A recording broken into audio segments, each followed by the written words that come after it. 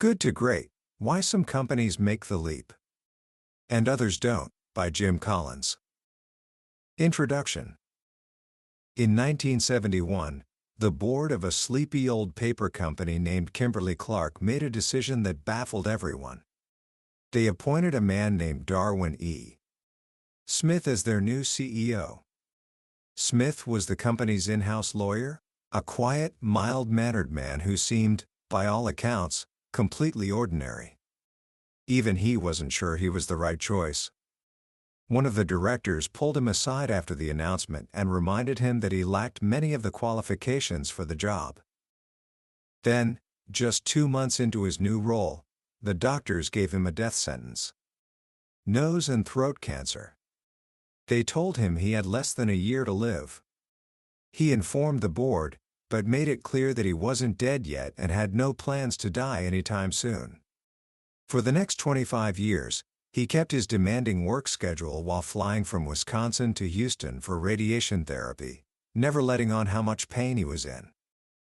What he did next was even more shocking. He looked at the company he had just inherited, a company that had been making paper for nearly a century, and decided to sell the paper mills. All of them. It was the gutsiest move anyone had ever seen a CEO make. He sold the very heart of the company and poured every dollar into a fierce, head-to-head battle with giants like Procter & Gamble in the consumer goods industry. Wall Street called him a fool. The media predicted disaster.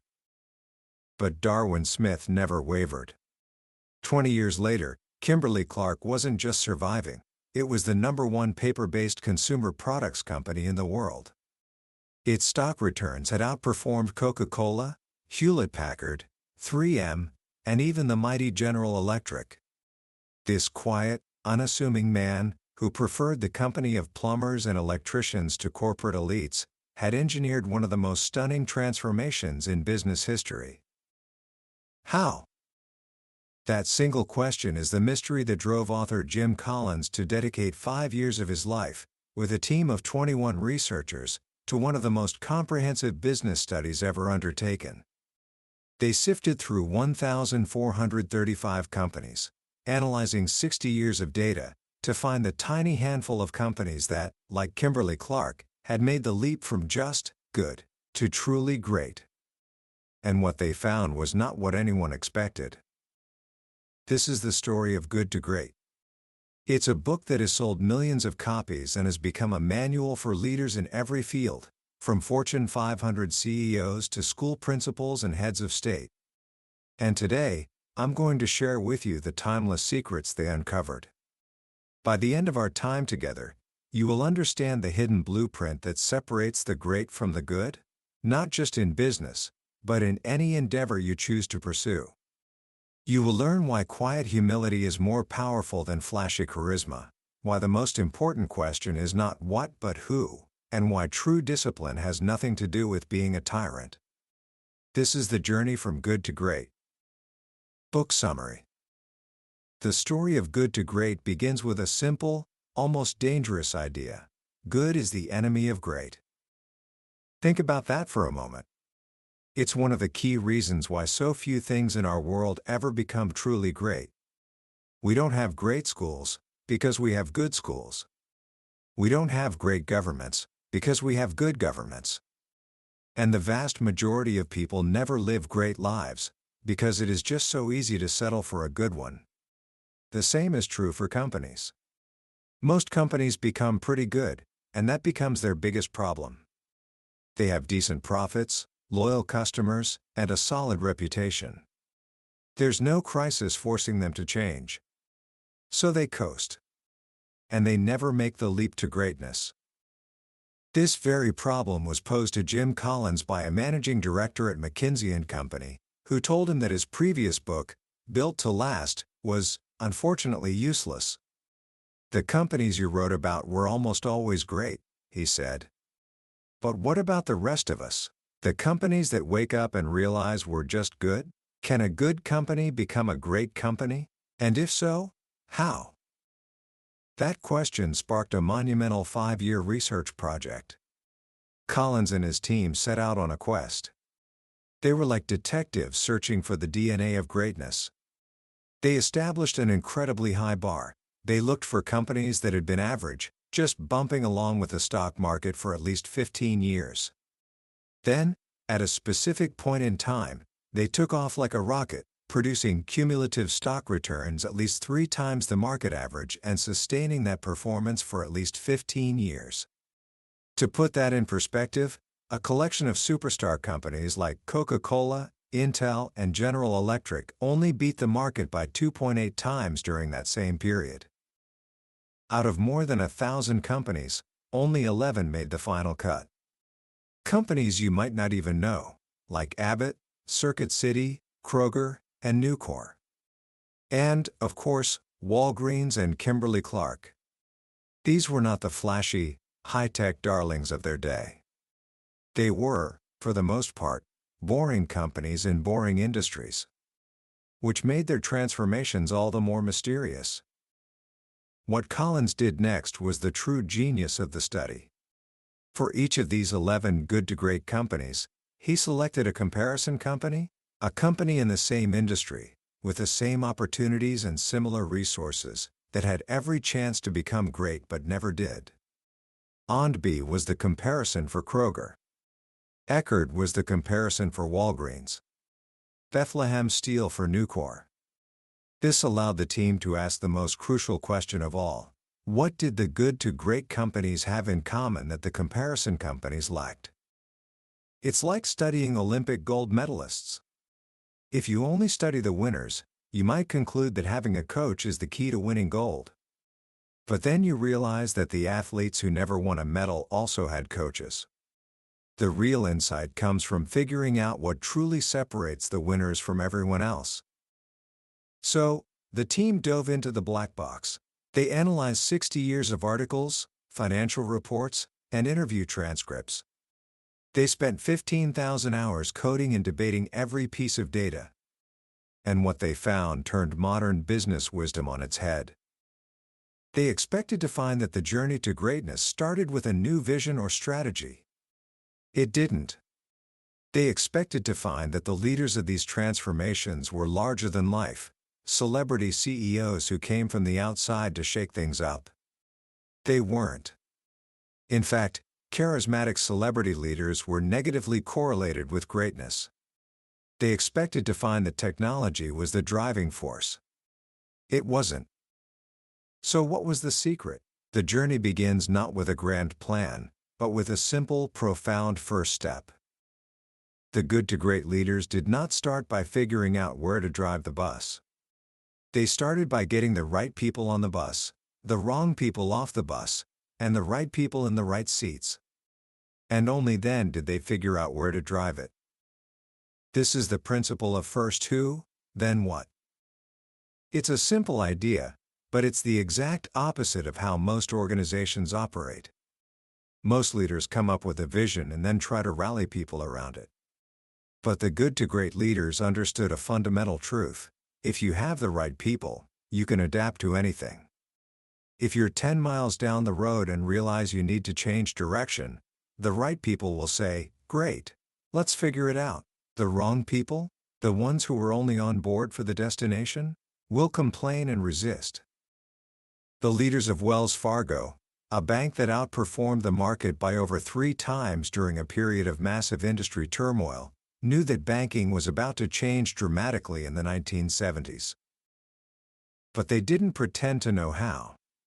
So instead of creating a rigid strategy, the CEO, Dick Cooley, focused on one thing: injecting an endless stream of talent into the company.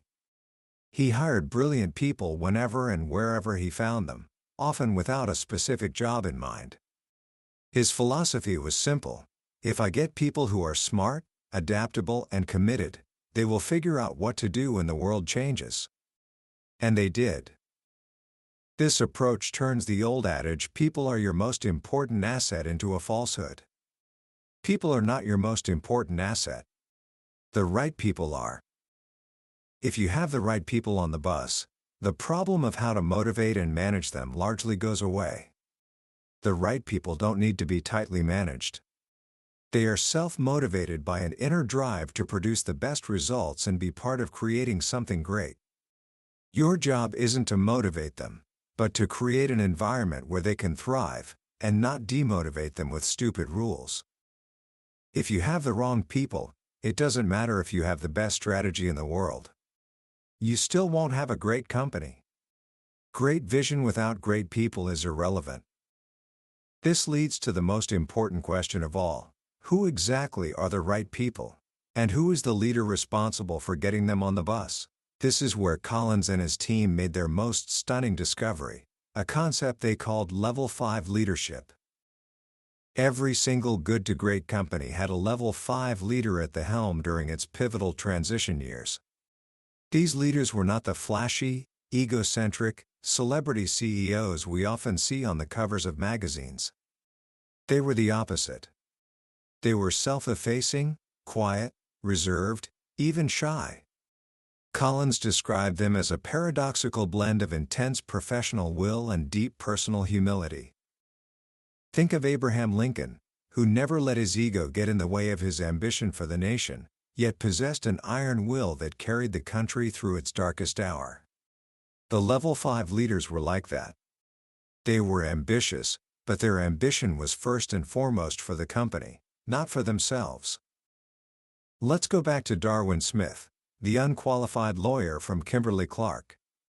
He was the perfect example. He was unfashionably dressed, awkward, and preferred digging holes on his Wisconsin farm to attending high society galas. When a journalist asked him to describe his management style, he just stared back through his nerdy glasses, and after a long, uncomfortable silence, said, "Eccentric."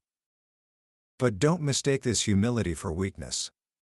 This was the same man who refused to let a cancer diagnosis stop him. And this was the same man who had the ferocious resolve to sell the company's core business and bet everything on a new future. Contrast him with the leaders of the comparison companies.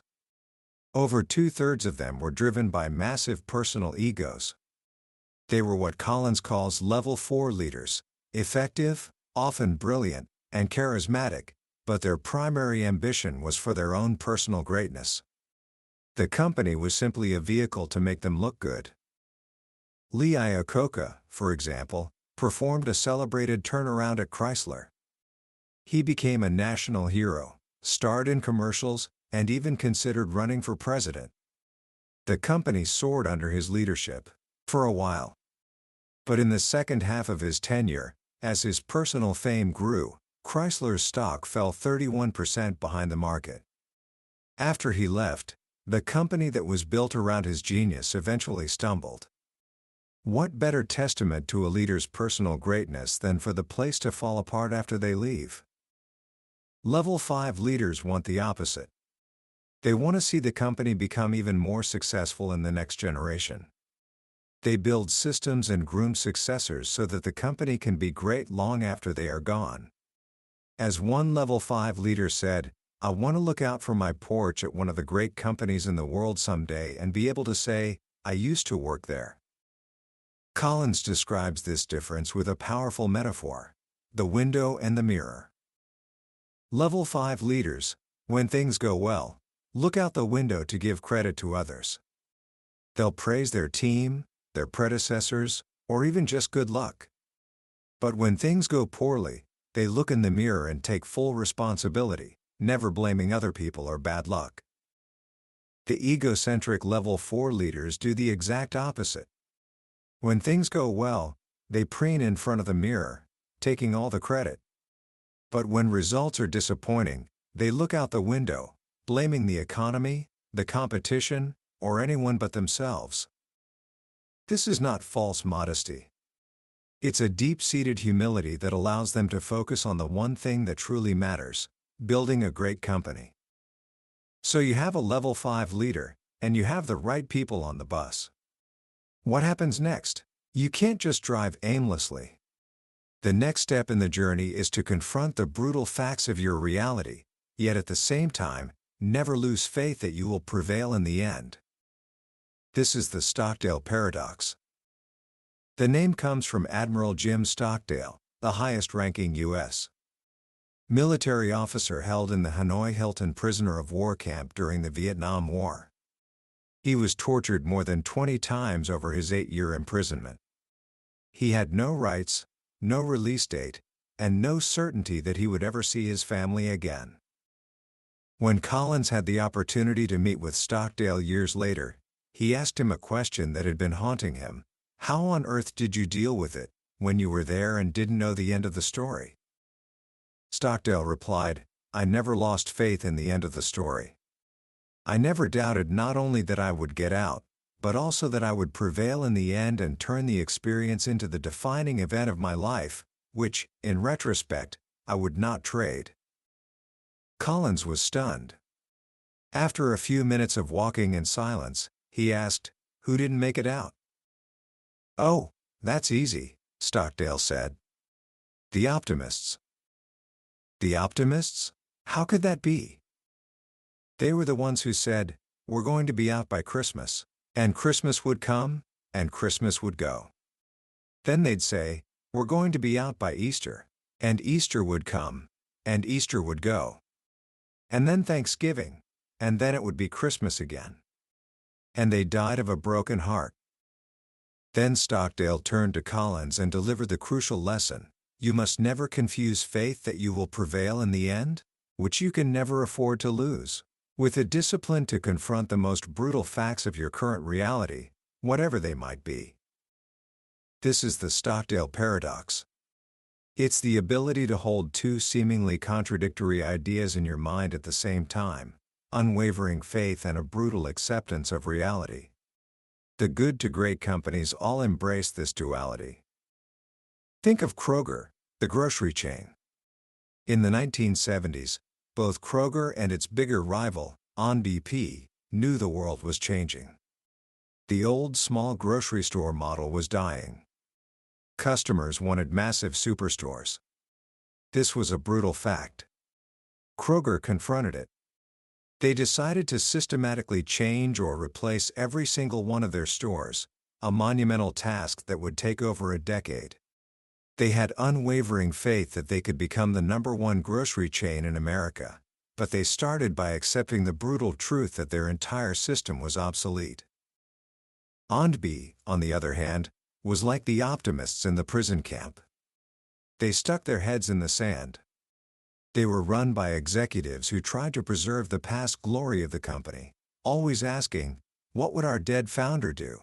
When reality became too ugly to ignore, they didn't change their stores, they just slashed prices, making their stores even drearier and driving customers away. Kroger went on to become a titan. On-B dwindled into irrelevance. Creating a climate where the truth is heard is one of the primary jobs of a leader. The good to great leaders did this in 4 ways. 1. They led with questions, not answers. They came from a place of genuine curiosity, constantly asking why, to gain understanding. 2. They engaged in dialogue and debate, not coercion. Meetings were often loud and intense, but they were a search for the best answer, not a forum for one person to impose their will. 3. They conducted autopsies, without blame. When mistakes were made, they analyzed them clinically to extract the maximum learning, but they didn't point fingers. 4. They built red flag mechanisms. These were simple tools that turned information into information that could not be ignored, forcing everyone to confront reality. With the right people on the bus and a firm grasp on reality, the next step is to find a simple, crystalline concept to guide every decision. Collins calls this the Hedgehog Concept. The name comes from an ancient Greek parable, famously referenced by the philosopher Isaiah Berlin. The fox knows many things, but the hedgehog knows one big thing. The fox is cunning. He sees the world in all its complexity. He's always devising new, intricate strategies to attack the hedgehog. The hedgehog, on the other hand, is a simple creature. He doesn't have the fox's speed or craftiness. But when the fox attacks, the hedgehog does the one thing he does better than anyone else. he rolls up into a perfect little ball of sharp spikes. The fox, seeing this impenetrable defense, gives up and retreats. Day after day, the clever fox is defeated by the simple hedgehog. The good to great companies were all hedgehogs. The comparison companies were foxes. The foxes pursued many goals at once, lurching from one strategy to another, but they lacked a unifying vision.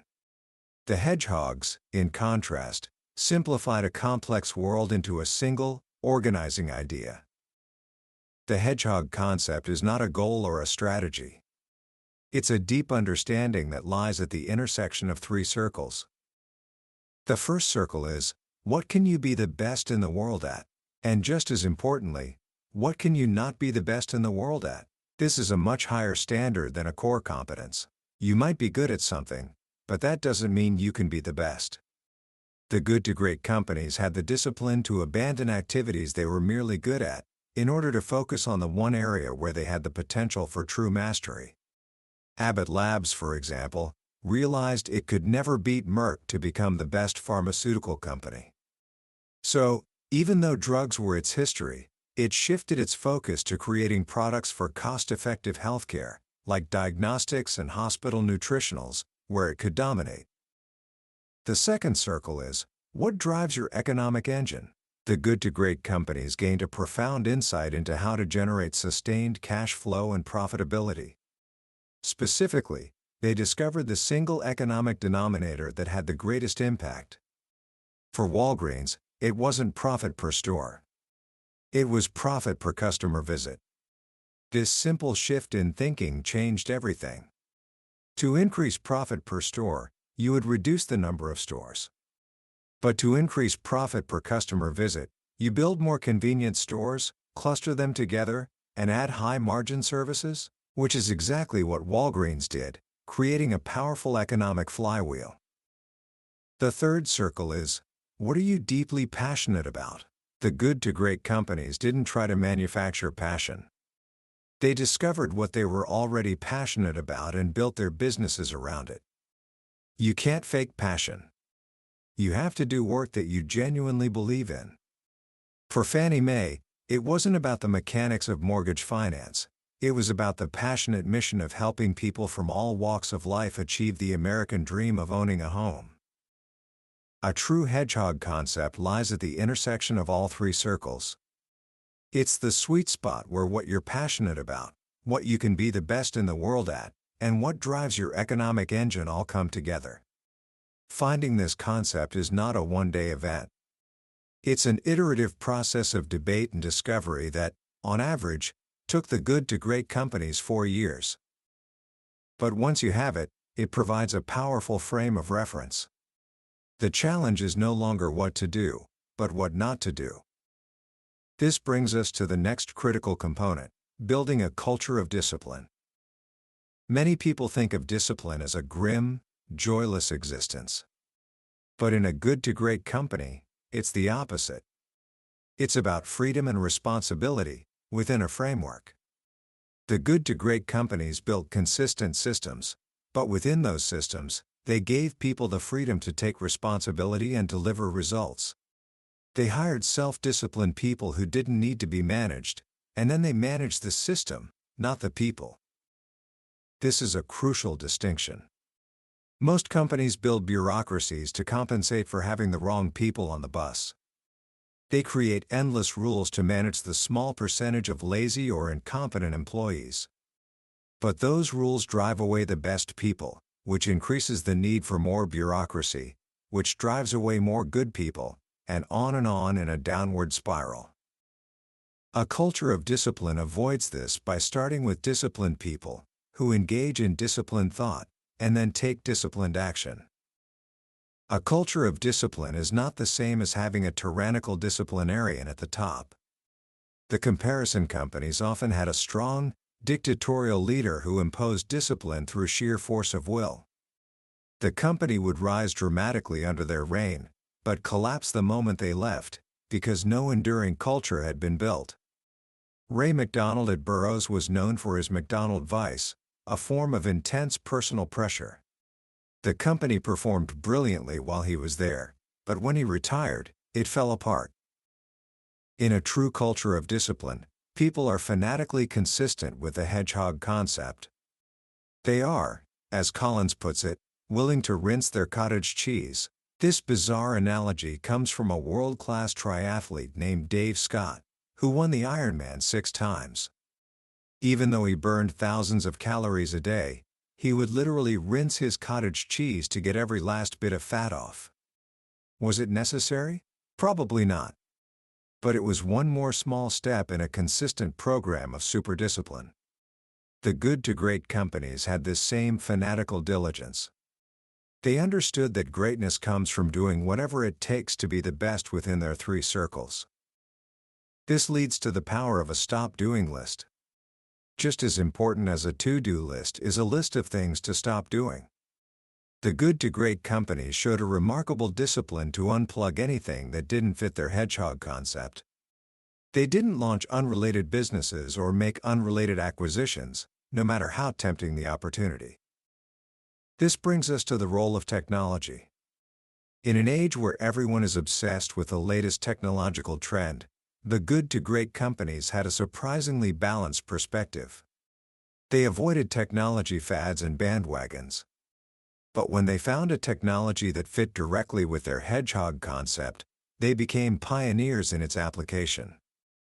For them, technology was never the creator of momentum. It was an accelerator of momentum. Think about Walgreens again. When the internet boom happened in the late 1990s, companies like drugstore.com were all the rage.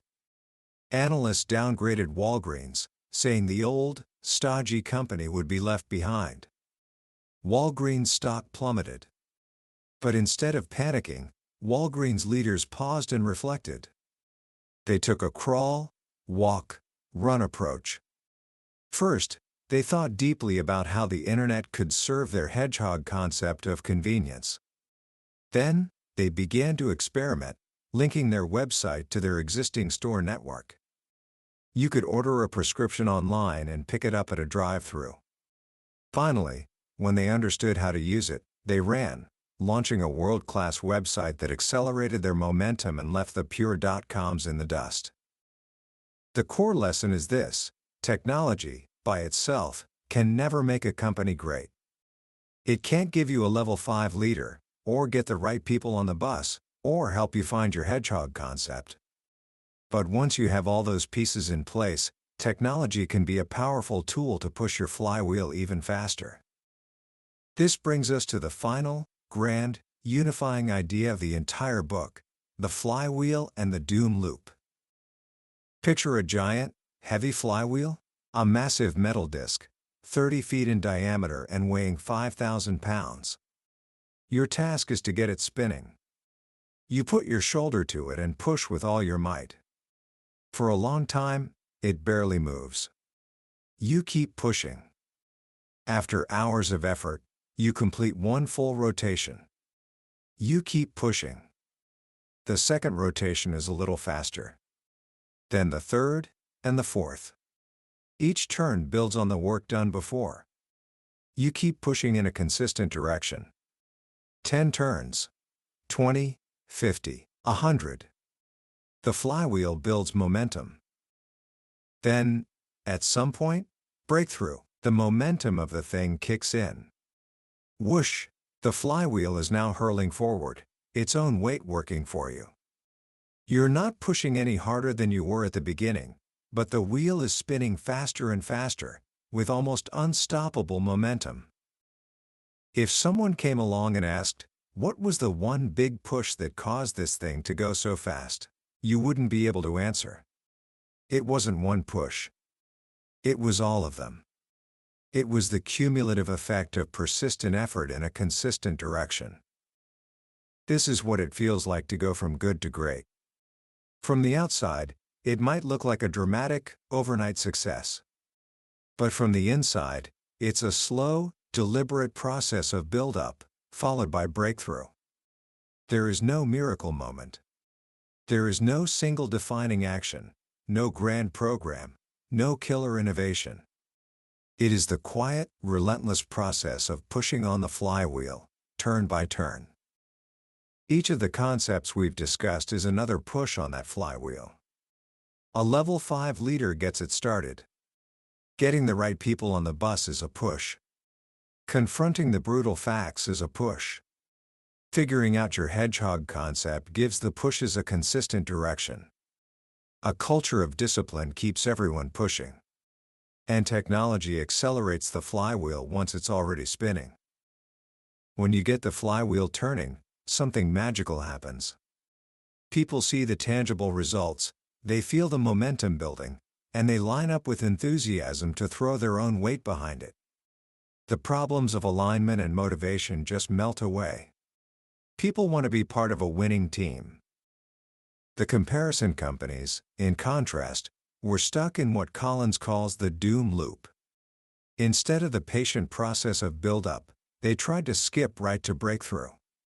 They'd launch a dramatic new program with great fanfare, push the flywheel in one direction, and then, when they didn't get immediate results, they'd stop, change course, and throw it in a new direction. Lurching back and forth, they never built any sustained momentum. They'd try to create a breakthrough with a big, misguided acquisition, or a new celebrity CEO would come in and stop a spinning flywheel just to put his own mark on the company. The result was disappointing results, which led to another panicked reaction, another new program, and on, spiraling downward in the doom loop. The journey from good to great, then, is a matter of conscious choice and discipline. It's about rejecting the doom loop of chasing fads and quick fixes, and embracing the quiet, patient work of pushing the flywheel, day after day. But there is one final piece to the puzzle. Creating sustained great results is one thing. But what does it take to build an enduring great company, one that lasts for generations? For this, Collins points to his previous work in Built to Last. Good to Great, he realized, is the prequel. It's about how to build the engine of greatness and get the flywheel spinning. Built to Last is about how to keep that flywheel spinning for 100 years. The extra ingredient is a core ideology, a set of core values and a core purpose beyond just making money. It's the why behind what you do. Enduring great companies preserve this core ideology at all costs, while relentlessly stimulating progress and change in everything else. They combine continuity with change, purpose with profit. This is the path not just to greatness, but to greatness that lasts. Commentary. As we come to the end of our journey through Good to Great, it's worth pausing to reflect on why this book has had such a profound and lasting impact. It's because its lessons, while drawn from the world of business, are really about human endeavor. They speak to a fundamental truth about how anything truly great is built. The most powerful and, I think, the most liberating idea in the entire book is that of the flywheel. We live in a world that is obsessed with the overnight success, the miracle moment, the killer app. We are constantly sold the idea that breakthrough is an event. But Collins proves, with overwhelming evidence, that this is a myth. Greatness is not a single act, it is a process. It is the result of thousands of small, disciplined steps, taken consistently over a long period of time. This should be incredibly empowering for you. It means you don't need to have a world-changing vision on day one. You don't need to be a charismatic genius. You don't need to wait for a lucky break. You just need to start pushing. You need to focus on getting one turn of the flywheel, and then another, and then another. It is in the relentless, unglamorous, and often invisible work of the build-up that the foundation for breakthrough is laid. The second lesson that stays with me is the concept of level 5 leadership. Our culture celebrates the loud, the charismatic, the self-promoting. But real, lasting impact often comes from the quiet, the humble, the leaders whose ambition is not for themselves, but for a cause larger than themselves. It's a powerful reminder that true strength doesn't need to shout. It is found in the quiet resolve to do what is right, to serve the mission, and to build something that will outlast you. So, how can you apply these ideas to your own life, starting today? First, think about your own bus. Who are the people you are choosing to spend your time with? Are they the right people? Are they people who lift you up, who share your values, and who are self-motivated to be the best they can be? The principle of first who, then what is perhaps the most important life decision you can make. Surround yourself with the right people, and you can figure out any destination together. Second, begin to develop your own personal hedgehog concept. Ask yourself the 3 questions. What are you genetically encoded for? What work could you potentially be the best in the world at? What drives your own personal economic engine? What kind of work will allow you to make a good living? And most importantly, what are you deeply passionate about? The intersection of those 3 circles is where you will find your most meaningful and impactful work. Don't settle for a career where you are merely competent. Search for the work you were born to do.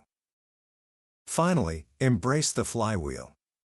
Whatever your goals are, in your studies, in a sport, in learning a new skill, don't look for the one big breakthrough.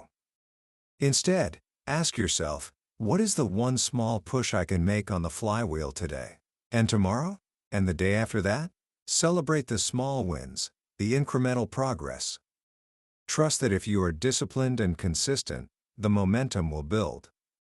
And one day, you will look up and realize that you are no longer pushing a heavy, static wheel.